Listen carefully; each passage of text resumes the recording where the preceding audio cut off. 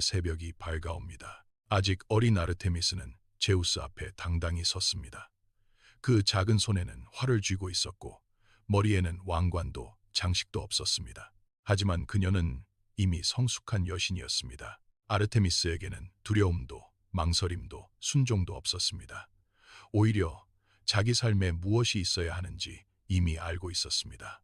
그녀는 아버지 제우스 앞에 무릎을 꿇고 단호히 말합니다. 아버지, 제게 활과 화살을 주십시오. 산과 숲을 주시고 나와 함께할 사냥꾼들과 님프들을 주십시오. 그 모든 것을 제게 맡겨주십시오. 그리고 한 가지를 더 원합니다. 저에게 영원한 처녀성을 주십시오. 저는 결혼을 원하지 않습니다. 남자와의 관계도 사랑도 원하지 않습니다. 아르테미스는 이미 다른 여신들의 삶을 보며 배웠습니다. 아프로디테는 사랑과 욕망으로 늘 누군가를 무너뜨렸습니다. 헤라는 결혼의 여신이었지만 정작 그녀의 삶은 배신과 질투, 복수의 연속이었습니다. 어머니 레토는 아이를 낳기 위해 세상을 떠돌아야 했습니다. 아르테미스는 깨달았습니다. 여신이라도 사랑을 하고 결혼을 하는 순간 더 이상 자기 자신만의 존재로 남을 수 없다는 것을, 완전한 자유를 누리려면 여성으로서 홀로 있어야 한다는 것을 깨달았습니다. 그녀가 원한 것은 자기 삶의 완전한 주도권이었습니다. 그래서 아르테미스는 제우스에게 강력히 요구한 것입니다. 영원한 순결과 누구의 간섭도 받지 않는 자유를. 그것을 허락받은 순간 아르테미스는 독립적인 자기 운명을 향해 활을 당겼고 망설임 없이 그것을 세상에 쏘아보냈습니다. 그 순간부터 그녀는 자유 그 자체가 되었습니다. 하지만 자유는 동시에 책임감을 동반합니다. 스스로 자신을 보호해야 하기 때문입니다. 그리고 어느 날 밤 그것을 깨닫게 됩니다. 달빛이 은은하게 연못 위에 내려앉은 어느 저녁이었습니다. 그 고요한 연못가에서 아르테미스는 홀로 목욕하고 있었습니다. 그런데 바로 그 순간 나뭇가지 사이에서 누군가 그녀를 훔쳐보고 있었습니다. 사냥꾼 악타이온. 아르테미스는 즉시 그것을 알아차렸습니다. 순간 그녀의 눈은 얼음처럼 식어갔고 날카롭게 그에게 말했습니다.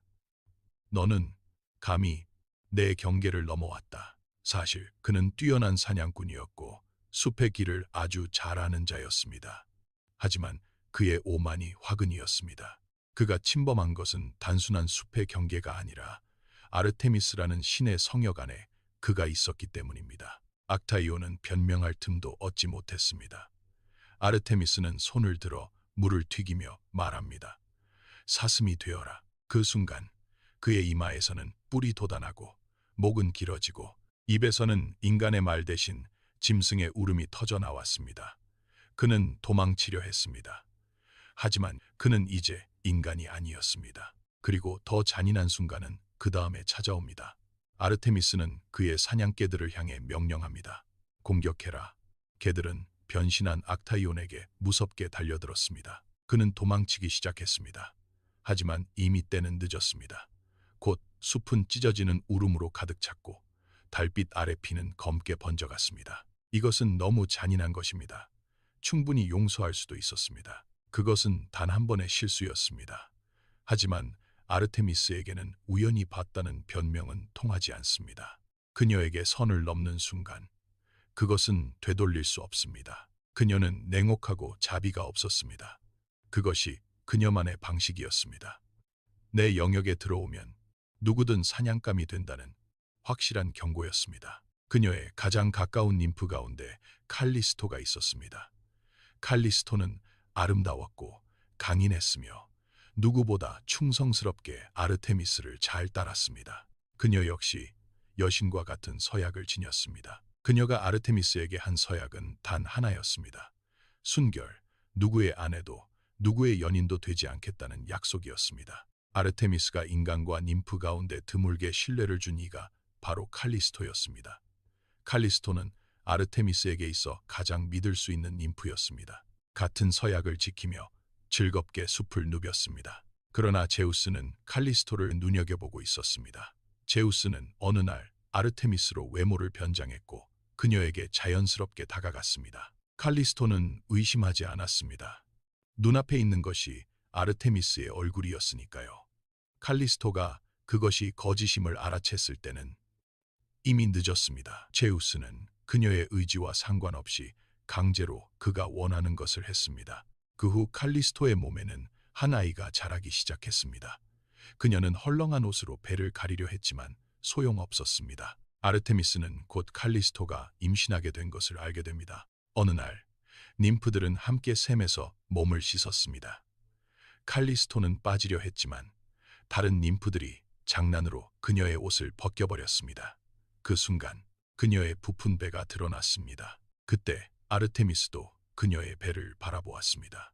자신이 가장 믿었던 님프가 서약을 어겼다는 사실 때문에 아르테미스는 매우 분노했습니다. 칼리스토는 울며 말했습니다. 저는 이런 것을 원하지 않았습니다. 저는 제우스에게 속았습니다. 하지만 아르테미스는 그 사정을 듣지 않습니다. 그녀는 매우 냉정했고 진실보다 서약의 결과를 더 중요하게 생각했습니다. 그녀의 세계에서 순결은 절대적 규칙이었습니다. 그래서 아르테미스는 칼리스토를 냉정하게 무리해서 내쫓습니다. 피해자가 또 다시 버려지는 순간이었습니다. 그래서 많은 사람들은 여기서 아르테미스를 냉혹하다고 말합니다. 그리고 그 말은 틀리지 않습니다. 아르테미스는 자비로운 보호자이기보다는 자신의 법을 절대화한 여신이었습니다. 그녀에게 절대적인 규칙은 연민보다 앞섰습니다. 쫓겨난 칼리스토 앞에 또 다른 무서운 재앙이 닥칩니다. 바로 복수의 화신 헤라입니다. 남편 제우스의 욕망이 남긴 흔적을 가장 증오했던 헤라는 칼리스토를 곰으로 바꾸어 버립니다. 아름답던 얼굴은 주둥이가 되고 손은 발톱이 되며 울부짖고 싶어도 사람의 말은 나오지 않았습니다. 칼리스토는 이제는 곰이 되어 숨어 다녀야 했습니다. 예전엔 함께 달리던 짐승들이 이제는 그녀를 두려워하거나 경계했습니다. 님프들의 웃음소리는 더 이상 들리지 않았습니다. 그녀는 혼자였습니다. 단지 인간도 신도 아닌 모습으로 버려졌습니다. 그렇게 그녀는 혼자 아이를 낳았습니다. 그의 아들 아르카스를. 하지만 칼리스토는 곰의 몸이었기 때문에 멀리서 그의 아들을 바라보고 숲의 그림자처럼 지켜볼 뿐입니다. 세월이 흘러 아르카스는 장성합니다. 그는 훌륭한 젊은 사냥꾼이 되었습니다. 그리고 어느 날 숲속에서 한 마리 큰 곰과 마주칩니다. 그녀의 어머니 칼리스토. 그녀는 아들을 알아보고 다가갔습니다. 하지만 그 순간 아르카스는 화를 들었습니다. 눈앞의 곰이 자신을 향해 다가왔기 때문입니다. 바로 그 순간 제우스가 개입합니다. 제우스는 더 큰 비극이 닥치는 것을 더 이상 원하지 않았습니다. 그는 둘을 하늘로 올려놓습니다.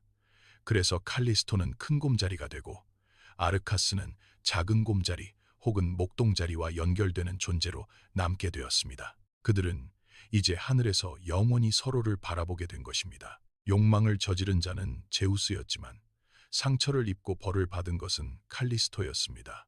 그래서 이 이야기는 단지 순결의 신화가 아니라 권력과 폭력의 신화이기도 합니다. 그런데도 아르테미스는 그것에 대해 후회하지 않습니다. 그녀의 영역 안에서 서약은 절대적이었습니다. 예외는 없습니다. 그것이 바로 아르테미스입니다. 그녀는 타인의 슬픔 앞에서도 자신의 법을 절대 굽히지 않는 차가운 여신이었습니다. 하지만 그런 아르테미스가 유일하게 마음을 열었던 존재가 있었습니다. 그가 바로 오리온이었습니다. 오리온은 거인처럼 강인한 사냥꾼이었고 숲과 들판과 바다를 넘나드는 자였습니다.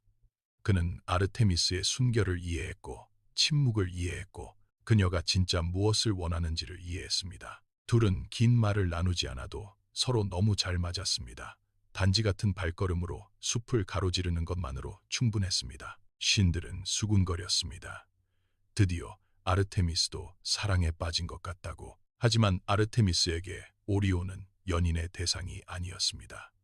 그녀는 그를 통해 처음으로 이성 간에도 나란히 설 수 있다는 가능성을 보았습니다. 그녀의 자유를 침해하지 않고 존중해주는 관계.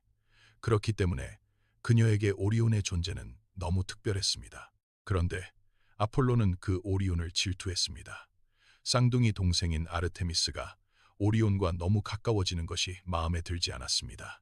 그래서 아폴로는 교묘한 계략을 꾸몄습니다. 어느 날 바다가 붉은 석양으로 물들어갈 무렵이었습니다. 오리온은 멀리 바다 한가운데서 헤엄치고 있었습니다. 아폴로는 아르테미스에게 다가가서 말했습니다. 저 멀리 보이는 작은 점을 네 화살로 맞힐 수 있겠느냐? 아르테미스는 활의 명수였습니다. 그 도전을 받아들이고 멀리 있는 표적을 향해 화살을 날렸습니다. 화살은 정확히 그 점을 꿰뚫었습니다. 그러나 그 형체는 사실 오리온이었습니다. 파도 때문에 그의 몸이 해변으로 밀려왔을 때 아르테미스는 그제야 진실을 알았습니다. 그녀는 오리온에게 달려갔지만 이미 늦었습니다. 그토록 강하던 사냥꾼은 그녀의 품 안에서 서서히 힘을 잃어갔습니다. 그녀는 처음으로 아주 인간적인 슬픔 속에서 눈물을 흘렸습니다. 너는 나를 소유하려 하지 않았기에 나는 너와 끝까지 함께할 수 있다. 아르테미스는 오리온을 하늘로 올립니다. 그것이 바로 오리온 자리입니다. 겨울 하늘에서 가장 선명하게 빛나는 사냥꾼의 별자리, 영원히 그녀와 가까운 곳에 있지만 결코 손에 닿지는 않는 거리. 이보다 아르테미스다운 애도가 또 있을까요? 그녀는 그를 별로 남기면서 영원히 그를 잊지 않았습니다. 그것은 그녀의 자립적인 삶을 더욱더 확고히 했습니다. 가장 가까운 존재조차 끝내 자기 곁에 머물 수는 없었습니다. 하지만 역설적으로 바로 그렇기 때문에 오리온은 그녀의 세계 안에서 유일하게 오래 살아남은 존재가 되었습니다. 그녀의 삶의 방식을 존중해 주었기 때문입니다. 그녀의 자유를 침범하지 않았기 때문입니다. 그리고 또 하나의 사건이 있습니다. 테베의 왕비 니오베. 니오베는 자식이 많았습니다. 14명. 그녀는 그 숫자를 자랑으로 삼았습니다. 그리고 어느 날 사람들 앞에서 레토를 모욕합니다. 레토가 낳은 자식은 겨우 둘뿐이다. 하지만 나는 훨씬 많은 자식을 낳았다. 당신들은 왜 레토를 섬기는가? 겉보기에 이 말은 단순한 허영처럼 들립니다. 그러나 그 안에는 더 깊은 모욕이 들어 있습니다. 니오베는 단지 자식들의 숫자를 자랑한 것이 아닙니다. 아르테미스와 아폴론의 어머니 레토를 불완전한 어머니로 깎아내린 것입니다. 쌍둥이밖에 낳지 못한 존재라고, 자신보다 못한 여인이라고 조롱한 것입니다. 이것이 왜 치명적이었을까요? 아르테미스에게 어머니 레토는 단순한 혈연이 아니었습니다. 레토는 박해를 받으면서도 아이를 낳아낸 존재였고, 떠돌면서도 끝내 생명을 지켜낸 소중한 존재였습니다. 아르테미스는 사랑과 결혼을 거부했지만 그렇다고 해서 어머니의 고통과 존엄을 가볍게 여긴 것은 아니었습니다. 오히려 누구보다 그것을 강하게 지키고자 했습니다. 아폴론과 아르테미스는 이 모욕을 참을 수 없었습니다. 그들은 함께 테베로 내려옵니다. 아폴로는 니오베의 아들들을 쏘고 아르테미스는 딸들을 쏩니다. 축제와 웃음으로 가득해야 할 궁정은 순식간에 울음과 시체로 뒤덮입니다. 아이들은 쓰러지고 어머니는 그 앞에서 무너집니다. 우리는 다시 묻게 됩니다. 이것은 너무 과하지 않은가? 죄는 니오베가 지었는데 왜 자식들이 죽어야 하는가? 왜냐하면 니오베는 자식의 수를 통해 자신의 우월함을 자랑했고, 바로 그들은 그 우월함의 근거를 직접 무너뜨린 겁니다. 신들은 인간의 교만, 특히 신보다 자신을 높이는 오만을 가장 무겁게 벌했습니다. 니오베는 결국 모든 것을 잃고 돌이 됩니다. 그러나 완전히 감정을 잃은 돌은 아닙니다. 산 위의 바위가 되어 영원히 눈물 흘리는 존재가 됩니다. 녹아내리는 물은 마치 그녀의 울음처럼 흘러내립니다. 아르테미스에게 이 사건은 단순한 사륙이 아니었습니다. 그것은 그들에게 말하는 강력한 경고였습니다. 내 어머니를 모욕하지 마라. 내 세계의 근본을 건드리지 마라. 나의 침묵을 약함으로 여기지 마라. 그녀의 화살은 늘 조용히 날아가지만 한번 날아가면 반드시 치명적인 대가를 남깁니다. 그녀는 사랑하는 법보다 거절하는 법을 더 분명하게 보여준 여신이었습니다. 용서하는 법보다 자기 자신을 온전히 지키는 법을 더 완벽하게 보여준 여신이었습니다. 누군가에게 기대어 위로받으며 사는 삶이 아니라 혼자서 외로워도 스스로 당당하게 완성되는 삶을 선택한 존재였습니다. 아르테미스는 신이었습니다. 마음만 먹었다면 아프로디테처럼 누군가를 유혹할 수도 있었고, 헤라처럼 사랑에 분노할 수도 있었으며, 평범한 여인들처럼 누군가의 아내나 어머니가 될 수도 있었습니다. 하지만 그녀는 그 모든 것을 거부했습니다. 수천 년 동안 그녀는 달빛 아래 홀로 서 있었습니다. 악타이온을 사슴으로 만들고 칼리스토를 추방하고 오리온을 별로 남기고 니오베의 자식들에게 화살을 날리면서도 단 한 번도 쉽게 흔들리지 않았습니다. 내가 너무 냉혹한가? 내가 잘못 선택한 것인가? 그 질문이 전혀 없었다고 말할 수는 없겠지만, 그러나 적어도 신화 속 아르테미스는 결과를 보고 신념을 바꾸는 여신이 아니었습니다. 그녀는 고독이 두려워 자유를 포기하지 않았습니다. 오히려 자유롭기 때문에 고독까지 받아들였습니다. 바로 그것이 아르테미스의 본질입니다. 우리는 살면서 자주 고민합니다. 경계를 세우면 차가운 사람이 되는 것은 아닐까? 누군가를 거절하면 외로운 사람이 되는 것은 아닐까? 내 자유를 지키려다 중요한 관계를 놓치는 것은 아닐까? 그럴 때 아르테미스를 떠올릴 수 있습니다. 그녀는 모든 사람에게 친절한 여신은 아니었습니다. 결코 따뜻한 여신이 아니었습니다. 하지만 아르테미스는 적어도 자신의 삶이 누구의 것인지 그 질문 앞에서는 단 한 번도 흔들리지 않았습니다. 내 몸은 과연 누구의 것인가? 내 시간은 누구의 것이며 내 삶의 방향은 누가 정하는가? 아르테미스는 그 질문에 분명하게 답한 여신입니다. 그 모든 것은 나는 나의 것이다. 그래서 그녀의 달은 영원히 지지 않습니다. 지금도 밤이 오면 우리는 어디선가 그녀의 빛을 봅니다. 조용하지만 단호한 빛, 따뜻하게 안아주기보다 멀리서 길을 비춰주는 빛, 누군가에게 의지하지 말고 자기 발로 스스로 서라고 말하는 빛.